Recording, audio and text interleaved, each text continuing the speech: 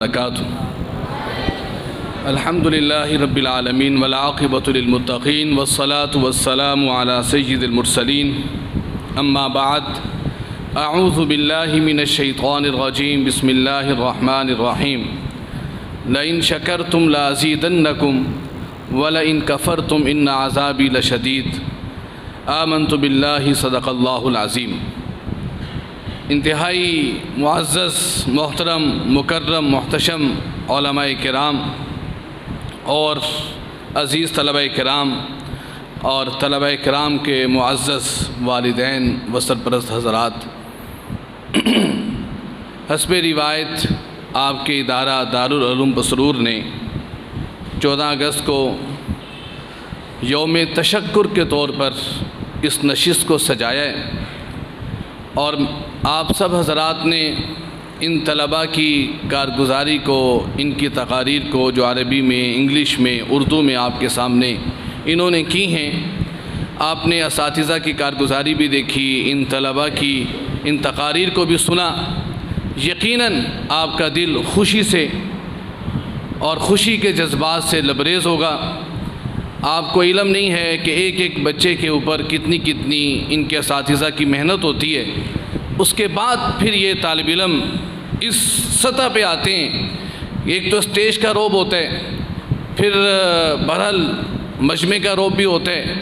اس عمر میں اگر ان کا یہ اعتماد ہے تو آپ اندازہ لگا سکتے ہیں جب یہ بچے اپنے شباب کو پہنچیں گے اور یہ شگوفے جو بھی پھول رہے، جو بھی نکل رہے ہیں، اور یہ پھول جب ایک تناور درخت بنیں گے تو امت کو یقیناً ان سے بہت فائدہ ہوگا۔ اور میں آج کی اس نشست میں اپنے خواص کو، اپنے دل کے قریب علماء کرام کو، بالخصوص حضرت مولانا طیب قاسمی صاحب دامت برکاتہم العالیہ، مولانا انتظار احمد عثمانی صاحب، مولانا حافظ طیب زاہد ایوان صاحب، مولانا سید الحق ہزاروی صاحب، اور اسی طریقے سے مفتی حسان صاحب، اور مولانا امیر مقام صاحب، اور مولانا رضوان صاحب، اور دیگر ہمارے جتنے بھی ساتھی یہاں پہ ہماری ایسی بغیر پروٹوکول والی دعوت پہ تشریف لے آئے، میں ان سب کا دل کی اتھاہ گہرائیوں سے شکر گزار ہوں کہ یہ ہماری شارٹ نوٹس پہ جو ہم نے ان کو، کسی کو وائس میسیج کیا، کسی کو بالمشافہ کہا، تو ان کی محبت ہے، اور یقیناً یہ آپ ہی کا ادارہ ہے۔ میرے لیے آج بڑی خوشی کی بات ہے کہ ہمارے علاقے کے نمائندہ علماء کرام اسٹیج پہ یہاں پہ تشریف فرمائے ہیں، اور اس موقع پہ میں 2 باتیں عرض کر کے پھر اپنے مخدوم اور اپنے بھائی مفتی ابو محمد صاحب کو دعوت خطاب دوں گا۔ پہلی بات عزیز طلباء کرام اور معزز سامعین یہ ہے، اس پاکستان کی اللہ تعالیٰ نے حفاظت کرنی ہے۔ یہ اللہ کے رازوں میں سے ایک راز ہے، اور اللہ کی نعمتوں میں سے ایک نعمت ہے، اور اس نعمت عظمیٰ جو اللہ تعالیٰ نے ہمیں 27ویں کی شب کو، رمضان کی وہ 27ویں تاریخ تھی، 27 رمضان کو، آج سے 75 سال پہلے 14 اگست کو یہ اللہ تعالیٰ نے جو ایک ملک ہمیں دیا، جو اسلام کے نام پہ بنا، دنیا کے خطے میں یہ واحد ملک ہے جو نظریے کے اوپر کھڑا ہے، اور اس ملک کی بنیادوں میں 6 لاکھ انسانوں کی ہڈیاں، 6 لاکھ انسانوں کا خون ہے، 6 لاکھ انسان ذبح ہوئے ہیں۔ پھر یہ ملک آپ کو صفحہ ہستی پہ نظر آیا ہے، اور اس ملک کی آزادی کے پیچھے 100 سال کی تاریخ ہے۔ سن 1601 عیسوی میں انگریز یہاں پہ آیا، اور تاجر کے روپ میں آیا، اور اس نے ہندوستان جو اس زمانے میں جس کو سونے کی چڑیا کہا جاتا تھا، اس کے وسائل کو لوٹا، اور یہاں پہ اپنے پنجوں کو ناپاک پنجے گاڑے۔ اس وقت میں نہیں کہہ رہا، انگریز کی لائبریری میں آج بھی ان لوگوں کے نام ہیں جو انگریز کی راہ میں سد سکندری بنے، اور جس کے بارے میں کہا جاتا تھا کہ یہ انگریز کے باغی ہیں۔ انگریزوں نے خود ان کو اپنا باغی مانا۔ وہ کون تھے؟ وہ ہندوستان کی تاریخ اٹھا کر کے دیکھ لیں، اپنوں کی تاریخ اٹھائیں، بیگانوں کی تاریخ اٹھائیں۔ Mister Thomson history of India میں لکھتا ہے کہ 1857 کی جنگ آزادی جب ہوئی اور انگریز پورے ہندوستان میں چھا گیا اور کلکتہ سے لے کے دہلی تک انگریز کی حکومت تھی، آگرہ سے لے کے پورا ہندوستان جب انگریز کے قبضے میں آیا ہے، اس وقت علماء امت تھے، امت کے وہ جید علماء تھے جنہوں نے انگریز کی آنکھوں میں آنکھیں ڈالی ہیں اور للکارا ہے انگریز کو۔ اور یقین جانیں مسٹر ٹامسن کہتے میں اپنی دہلی کی اپنے خیمہ بستی میں خیمے میں موجود تھا، مجھے گوشت کے جلنے کی بدبو آئی، میں باہر نکلا، میں نے دیکھا داڑھی پگڑی والے 80 کے قریب علماء ہیں اور ان کو انگاروں کے سامنے کھڑا کیا گیا اور کہا گیا اتنا کہہ دو ہم انگریز کے خلاف نہیں لڑے تھے، ہم انگریز کو اپنا حکمران مانتے ہیں۔ وہ 80 کے قریب علماء وہ دہکتے ہوئے انگاروں پہ ان کو لٹا دیا گیا اور انہوں نے کہا ہمارا جسم جل جائے گا لیکن ہم یہ نہیں کہہ سکتے کہ انگریز کو ہم حکمرانی کو قبول کر لیں۔ انگریز کل بھی ظالم تھا، آج بھی ظالم ہے اور انگریز کے خلاف کل بھی لڑے تھے، آج بھی لڑ رہے ہیں، آئندہ بھی لڑتے رہیں گے۔ کہتے ہیں وہ 80 علماء میرے سامنے جل گئے، گوشت ان کا الگ ہو گیا، ہڈیاں الگ ہو گئیں، ایک بھی عالم ایسا نہیں تھا جو اپنے موقف سے 1 انچ بھی پیچھے ہٹاؤ۔ آگرہ سے لے کے دہلی تک کوئی درخت ایسا نہیں تھا جہاں علماء کو پھانسی کے پھندے پہ نہ چڑھایا گیا ہو۔ سن 1863 سے لے کے 1866 تک ان 3 سالوں میں 80,000 علماء کو ہندوستان میں شہید کیا گیا۔ آپ کے لاہور کے دریائے راوی میں علماء کو بوریوں میں بند کر کے دریاؤں کے سپرد کیا جاتا، اوپر سے گولیوں کا نشانہ بنایا جاتا۔ آپ کے لاہور کے شاہی قلعہ میں انگریز نے علماء کو توپ کے دہانے پہ باندھ کے توپ کے گولوں سے اڑا دیا۔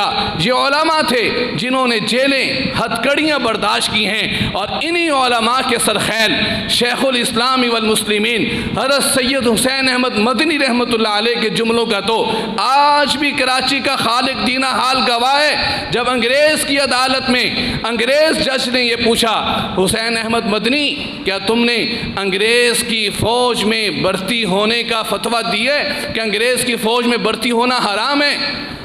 حسین احمد مدنی کلندرانہ انداز میں کہنے لگے جج صاحب میں نے فتویٰ دیا نہیں بلکہ فتویٰ دیا تھا، فتویٰ دیتا ہوں اور فتویٰ دیتا رہوں گا کہ انگریز کی فوج میں بھرتی ہونا، انگریز کی فوج میں شامل ہونا کل بھی حرام تھا، آج بھی حرام ہے، آئندہ بھی حرام ہوگا۔ برطانوی سامراج جب اس کے اقتدار کا سورج اس کی سلطنت میں غروب نہیں ہوتا تھا، اس انگریز کی چودراہٹ کو للکارا اور وہ جج نے کہا حسین احمد کیا تجھے پتہ ہے اس کی سزائے موت ہے، اپنے جملوں پہ تو غور کر لو۔ تو حسین احمد مدنی نے اپنے بغل سے کفن کو نکالا اور کہا کہ حسین احمد جب دیوبند سے نکلا تھا اپنا کفن ساتھ لے کے آیا تھا۔ یہ حسین احمد مدنی ہے۔ کراچی میں ایک بہت بڑا جمع غفیر تھا، انگریز نے کہا حسین احمد مدنی یہاں پہ تقریر نہیں کر سکتا۔ یہ وہ لوگ ہیں جو انگریز جن کو اپنا باغی سمجھتا تھا، جنہوں نے انگریز کو للکارا، جیلیں برداشت کی ہیں، 14 سال قید حسین احمد مدنی نے کاٹی ہے۔ سید عطا اللہ شاہ بخاری رحمۃ اللہ علیہ تحریک آزادی کے ہیرو ہیں اور جب پاکستان کی باری آئی ہے اس پاکستان کی بنیادوں میں ہمارے اکابر حضرت مولانا اشرف علی تھانوی رحمۃ اللہ علیہ کے کہنے پہ ان کے اجل خلیفہ ان کے شاگرد مولانا شبیر احمد عثمانی، ابھی طلبہ عربی میں یہی باتیں آپ کو بتا رہے تھے، آپ کے مغربی پاکستان پہ جھنڈا لہرانے والے مولانا شبیر احمد عثمانی تھے اور ادھر مشرقی پاکستان ڈھاکہ میں جھنڈا لہرانے والے مولانا ظفر احمد عثمانی کون تھے؟ یہ علماء دیوبند تھے جنہوں نے قربانیاں دی ہیں۔ علماء بریلوی نے قربانی دی، علماء اہل حدیث نے قربانی دی، جس کے نتیجے میں میرے دوستو یہ پاکستان بنا اور ہم یہ کہتے ہیں ہمارے بڑوں نے پاکستان بنایا ہے۔ ہمارے بڑوں نے کیا کیا پاکستان، اور آج ہم نے اس پاکستان کو بچانا ہے اور اللہ اس ملک کا محافظ ہے اور اللہ تعالیٰ نے اس ملک کی حفاظت کے 2 بندوبست کیے ہیں۔ پہلا بندوبست اس ملک کی حفاظت کے لیے کہ اس ملک کی بنیاد کلمہ طیبہ لا الہ الا اللہ محمد رسول اللہ پہ ہے۔ مجھے بتاؤ اے پاکستانیوں سوائے کلمے کے کون سی چیز پہ جس پہ میں اور آپ جمع ہو سکتے ہیں؟ نہ زبان پہ جمع ہو سکتے ہیں، نہ برادری پہ جمع ہو سکتے ہیں، نہ صوبے پہ جمع ہو سکتے ہیں، نہ کسی مسلک پہ جمع ہو سکتے ہیں، کیونکہ اس پاکستان میں ہر مسلک کے لوگ ہیں، ہر قومیت کے لوگ ہیں، ہر زبان کے لوگ ہیں، ہر برادری کے لوگ ہیں۔ تو کوئی تو چیز مشترک ہونی چاہیے جس پہ سارا پاکستان جمع ہو جائے، اور وہ کیا ہے؟ کلمہ طیبہ لا الہ الا اللہ، کہ پاکستان کا مطلب کیا؟ لا الہ الا اللہ محمد الرسول اللہ ہے۔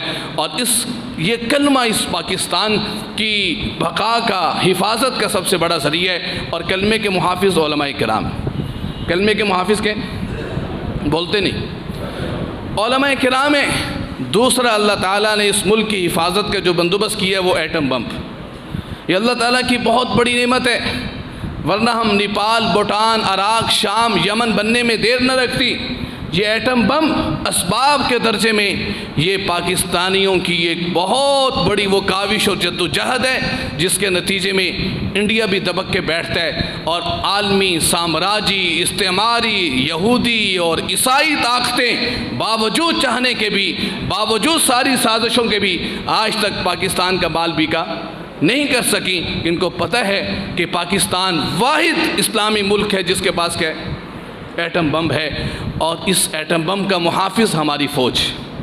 یہ دو طبقے اس پاکستان کے محافظ ہیں، علماء اور ہماری فوج۔ یہ دو طبقے ہیں جو اس پاکستان کی حفاظت کا ذریعہ بنے ہوئے ہیں، اور باوجود کہ پاکستان میں آپ کو جو اس وقت بھی جو حالات ہیں، سیاست دانوں کی جو صورتحال ہے، اور جو ہر طبقے کے اندر کرپشن آ گئی ہوئی ہے، اور یقین جانیں مولانا ہمارے ایک استاذ مکہ مکرمہ میں ان کو جیولوجسٹ ملا، بہت بڑا زمین کا ماہر، اس نے کہا مولانا یقین جانیں پوری دنیا میں جیولوجسٹ ہوں، زمینوں کی ماہر ارضیات ہوں، جتنا خوبصورت خطہ اللہ نے پاکستان کو دیا کسی اور کو نہیں دیا۔ کسی اور دنیا کے خطے میں ایسی زرخیزی نہیں ہے جیسی زرخیزی پاکستان میں۔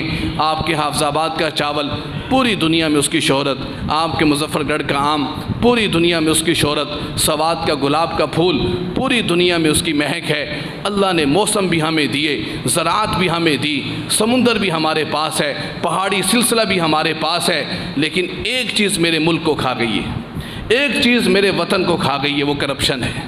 ریڑی والا ہے وہ بھی کرپشن سے باز نہیں آتا، وزیر ہے وہ بھی کرپشن سے باز نہیں آتا۔ وہ کسی نے جملہ بولا ہے کہ ادھر اسی کا ہاتھ نہیں چلتا جس کے ہاتھ کچھ آتا نہیں، جس کے ہاتھ کچھ آ جائے وہ باز نہیں آتا ہاتھ پھیرنے سے۔ میرے دوستو آج عزم کریں، عہد کریں، 14 اگست کے موقع پر یہ اللہ نے جو ہمیں ملک دیا ہے، ہم جشن نہیں مناتے، ہم شکر مناتے ہیں۔ ہم کیا کرتے ہیں؟ جشن کا تصور اسلام میں نہیں ہے، اسلام میں تصور کس کا ہے؟ شکر کا۔ اللہ کا شکر ادا کریں، اور اس نعمت کا شکر یہ ہے آج کے بعد ہم عزم کریں کہ جھوٹ نہیں بولیں گے، آج کے بعد عزم کریں کہ ہم دھوکہ نہیں دیں گے، آج کے بعد عزم کریں ہم کسی کے ساتھ ظلم نہیں کریں گے، جھوٹ سے توبہ کریں، ظلم سے توبہ کریں۔